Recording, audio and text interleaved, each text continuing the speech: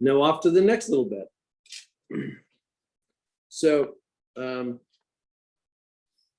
Sandy had, by this point, Sandy has already gone through some of his investigation. He's become a little more ingrained in town. He's met most of the characters. And, but he has a feeling of trepidation and he's not really sure why. Anyway, so here is the next section. Sandy was feeling a sensation like he had never experienced before. This was a terror that emanated deep down in the very core of his being. In his very fabric of existence, the horror started growing more intense as it reverberated outwards.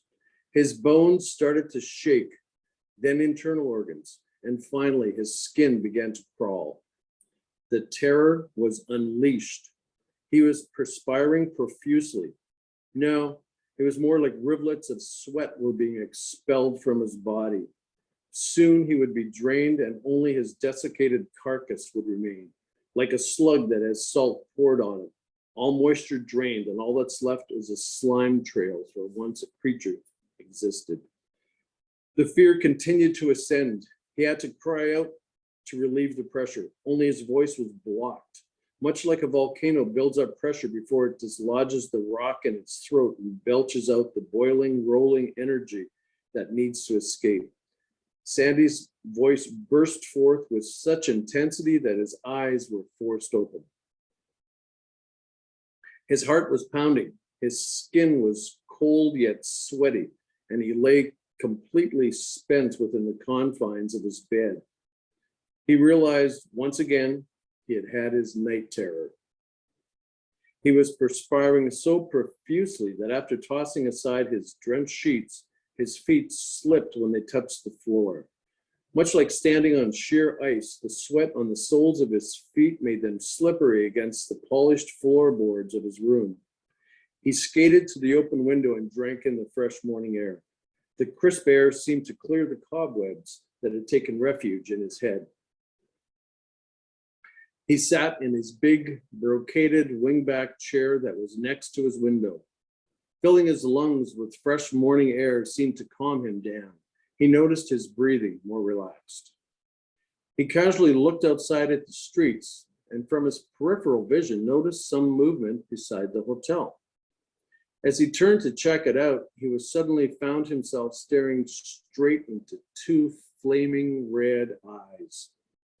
The eyes seemed to bore right through him, and he found himself so mesmerized that he didn't at first notice the dripping blood from its jaws, with razor-sharp teeth, the white hair that completely covered its face and dappled with flecks of blood, or the large, irregularly twisted antlers. The tidal wave of fear crashed back, and Sandy found his heart pounding. Once more, the onslaught of perspiration.